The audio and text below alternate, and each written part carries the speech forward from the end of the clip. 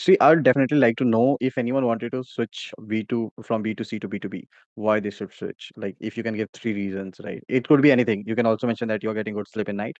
That's also okay. But Obviously. why? Yeah. Yeah.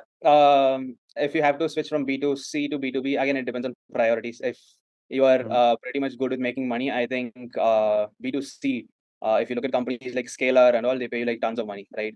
Yeah. In, Yeah. in terms of B2B, it is more of a learning curve. Um, it is based on experience that you've sent in B2B. That is one. So if you are looking to build a foundation, have a solid learning curve, and then you're okay with losing a certain amount of money at the beginning to a certain extent, right? Again, you have to know negotiation skills out here. You can't jump Mhm. from 15 LP to 7 LP just like that. So Correct. if you are okay with learning and losing a certain degree of money, you can Mhm. start out in B2B. And if you are looking to understand how the market functions by default, right? People Mhm. talk a lot about chat gpt, but how many of us know there are like so many extensions that are free, that Right. if I search for 20 problems that are that the sales manager faces, right? I have like 5 extensions. Two extensions by default gives all the solid 20 pointers. Google gives me like Correct. some relevant keyword searches, and there's another chat gpt giving these things, right? Right. So you don't even have to get into chat gpt, but you can do all these things out Right. here. So if you are so much keen in understanding softwares, understanding business, trying out different things in and out, day in and day out, then obviously B2B Mhm. is a really good place to start and to continue for a pretty long time. And finally, you can have Saturday and Sundays holidays, which is not because executives are on holidays every day. I mean Saturday and Right. Sunday, all days. Mhm. So B2C is, I think, you have major work on Saturday, Sundays most likely. Right. If you are a fan of holiday, then you can try B2B. So Okay. Now, this is the good thing which you have mentioned. And what is the bad thing? Why you should not move from B2C to B2B? B2 Sorry for why? putting so much pressure on you, but I literally wanted to know these all things. I haven't asked all these things from anyone. So yeah. It's okay. Why you shouldn't move from B2C to B2B? Possibly. Let's say that you want to move faster, right?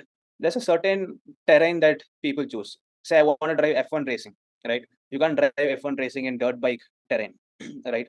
Correct. So let's say B2B is like a dirt bike terrain, right? If you're not okay with going ups and downs, because there's so much of everything that we spoke right now is something like just an outline, especially in Correct. terms of the skill factor courses.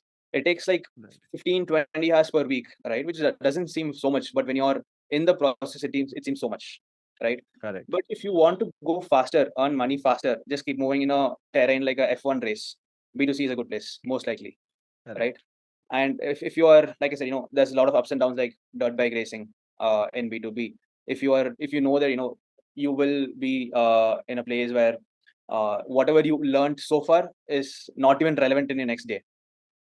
Right. Scratch the wipe the board, start from scratch. You should have that. I Right. mean, by default, sales people have that mindset, but in terms of knowledge, when you have to wipe it off, how comfortable will you be in terms of starting from scratch again?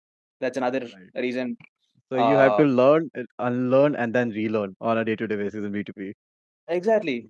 You look at Josh Brown. So technically, if I have to just give a short brief on how the market, how I view the market right now, if you look at Josh Brown posts and all, right, posts and videos, Hmm. it is more like we are moving faster towards a traditional method, right? Right.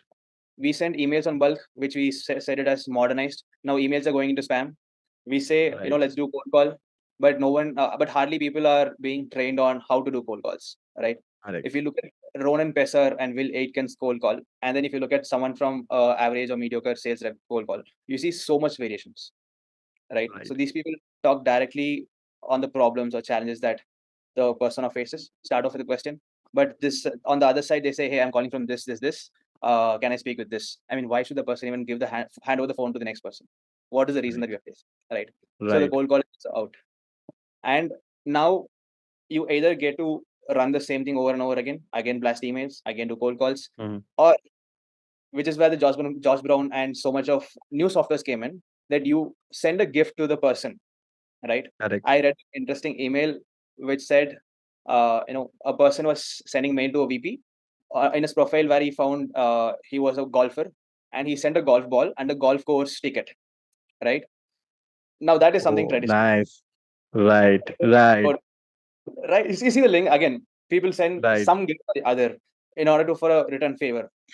And on the other, on the next step, give handwritten notes. I mean, we are in a stage of email, WhatsApp, Instagram, so many. Now, why handwritten notes? Because it feels more personalized. This person has put an effort. correct, Now, post faster. Now, again, traditional, right? correct, So everything that you learn in terms of writing emails, cold calling scripts, everything goes out of the window right now. How good are you? How comfortable are you accepting the fact, learning it again from scratch, again implementing it from scratch, right? This is a correct. huge, uh, you know, uh, gap I find. But Mm, like I said, when you're getting in, you come with a learning mindset. All these things are like juices of, once you finish it and come out, you're like a completely different person. That is another reason why you can choose not to go with B2B, because it takes mm, so much of unlearning process also, unlearning also in the process. And the third correct. reason would be, um, I don't think I would not go to B2, say no to B2B, but if you are like so much comfortable in the place you are, say, not trying out new softwares, or not interested to know what are the new softwares. In Right. other words, if you're not interested in being active on LinkedIn, to be straight up, I would say maybe you can be a B2C salesman, because I don't Right. see. I see LinkedIn. I'm like, okay, fine. Most of the people, most of the things that I talk are the knowledge that I consume on LinkedIn. Hmm. True. Any new softwares, any new methods of approach that the executives, wants the cold call to be, right? Right.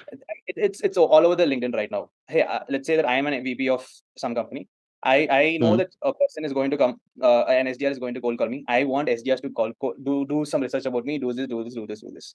It is out on LinkedIn, very transparent, right? Correct. Right. So if you are not like, if you're not comfortable in doing research, spending like at least 1 or 2 hours on LinkedIn every day, understanding what are the people that you're following are talking about, what are they mentioning, Hmm. and if you are not okay with going through the comments as it is, no Right. judgment, no answers, nobody's asking you anything, just observe like you're looking at a serial or a series or something, just right, that level of observation. If you're not okay with doing these sets also, then comfortable being the where you are, I think B2C is a good place. Yeah, and one thing, if you also don't want to increase your screen time, then you can be at B2C, right? Yeah, It exactly. it's So it increases a lot. a lot. And like I'm on screen, around 10 hours, 12 hours. And whether I'm watching LinkedIn or whether I'm reading mails or blogs or something, and or whether I'm searching on new softwares, what is the, replacement of Lavender or maybe Lucia or something like that. All these things happening, right? And if Yeah, if you are new and starting into B2B and you don't know like how the softwares work, then the task is, like majorly researching part where you are doing the entire research, right? Okay. exactly.